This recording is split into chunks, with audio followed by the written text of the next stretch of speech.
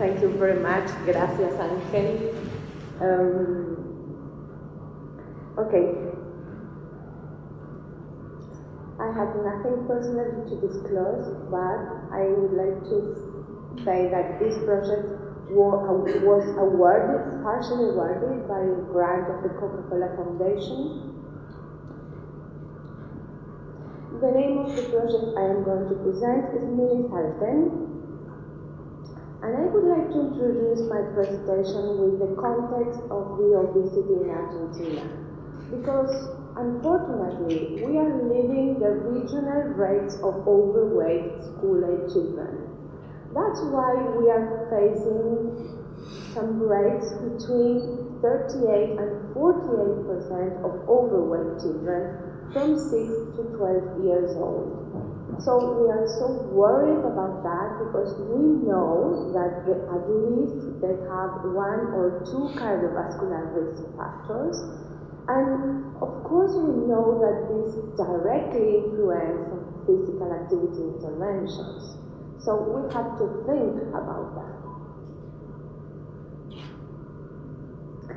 So with all these concerns to be clarified, our team designed a chronic disease prevention program some years ago that the name was SALTEN. SALTEN means jump in English, and we've been developing this program. We ended this program in 2015, and we have many learnings for the next programs. And the first of all is that this higher prevalence of overweight kids in 4th and 5th grades learned us that we have to start earlier. We also know that we have to improve fun, and all the physical activity has to be inclusive, non-competitive, to guarantee at least 30 minutes of moderate to vigorous physical activity. We knew that we had to educate on healthy eating, and we also knew that we had to include parents to achieve the whole intervention, and we have to assess the impact with more robust tools. So we created Mini SALTEN because we decided to start earlier, and if SALTEN was in 12 years old, Mini SALTEN was in 6 years old. So what's Mini SALTEN is a school-based program designed to prevent childhood obesity, but it is in the early beginning of the primary school that in Argentina is 6 years old. The emphasis is placed on motivating parents to undertake and sustain the proposed changes, and it was designed by our group in the nutrition, health and well-being area of ILSI Argentina and implemented as a pilot model. All our programs are based in this theoretical framework that is the Angelo model. The Angelo model is a socio-economical model that focuses on main determinants of the whole environment. Specifically in this program, we consider 2 sets of this model that are beliefs and attitudes that were addressed by a virtual intervention, and accessibility and availability, because we know that physical activity, if it is not enough, we do not can access to it, we cannot recommend it. So all our programs are culturally adapted, they are appropriated for our population that in this case is a vulnerable population, and our aim is that the program has to be affordable and low cost. So this is the intervention, that it is a randomized controlled trial intervention. So we have 4 cohorts, and we name each cohort. One is the virtual intervention. I'll further explain why. The second one is active breaks. The third one is complete intervention because it includes virtual class active breaks, and the 4th is the control group to test all our intervention. So the virtual intervention is a specially designed web-based material that consists of attractive videos, PowerPoint presentations, and it is periodically delivered via a platform, a web-based platform that the name is Nearpod, and it is targeting both parents and children and aimed at encouraging both eating healthy habits and physical activity. I am trying to explain how we work with this platform because Nearpod it's an app, you can download it, it's free, and it's a platform that it is originally designed to be used within the classroom, to teach in the classroom, and it's a close relationship between the teacher and the pupil. We had to make some adaptations because we used it to be designing it in our office, but delivered to the parents at home whenever they can attend to it, and we can, let me see if I can explain out here. We are in the office designing the whole virtual tool, and the family can attend it through telephone, through computer or iPad. They had to sign into the platform. They attend to the presentation that we have delivered periodically every 15 days. We can upload videos. This is an iFit video of energy balance.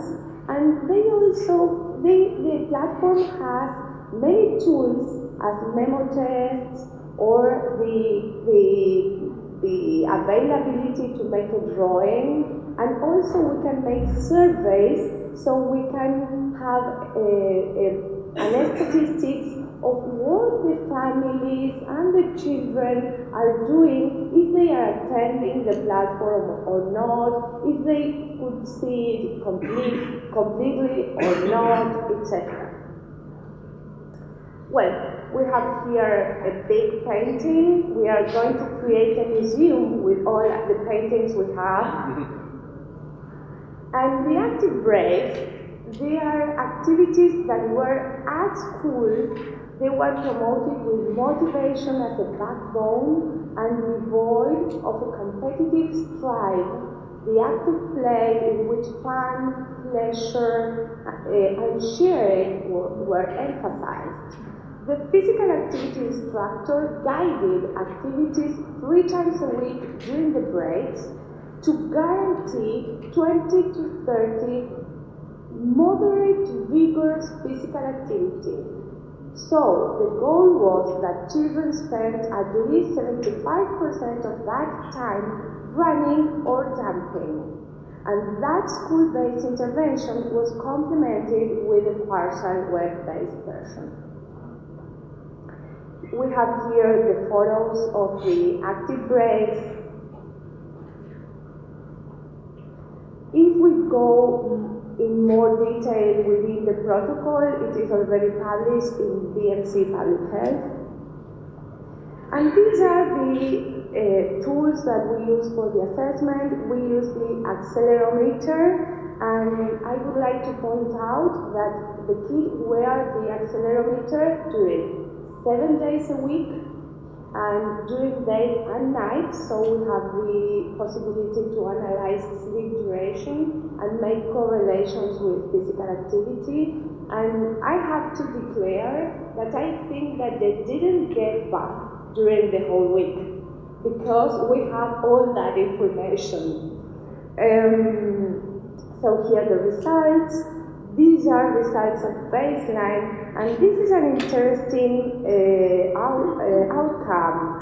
We could find in this little cohort that there are big differences between girls and boys in moderate to vigorous physical activity. Almost 20 minutes a day we could observe across gender. And this is interesting because even this is not a representative population, we could observe that 72% of the boys accomplished with the WH recommendation for that age, and only 35 or 44% of the 39 of the girls accomplished with the recommendation. Here we grouped the interventions that have active breaks and the ones that didn't have active breaks. And here we can see minutes a day of vigorous physical activity for this group of boys and girls. And even if we couldn't see significant differences before and after the intervention, we could observe that was a decrease in minutes of vigorous physical activity in the control group. And we know, science-based, that physical activity tends to decrease with age.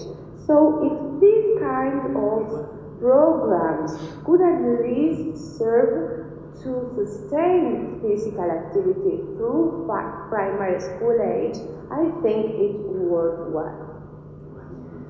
Another thing that we could observe in this program is that physical activity, and especially moderate to vigorous physical activity, is completely related to the size of the playground.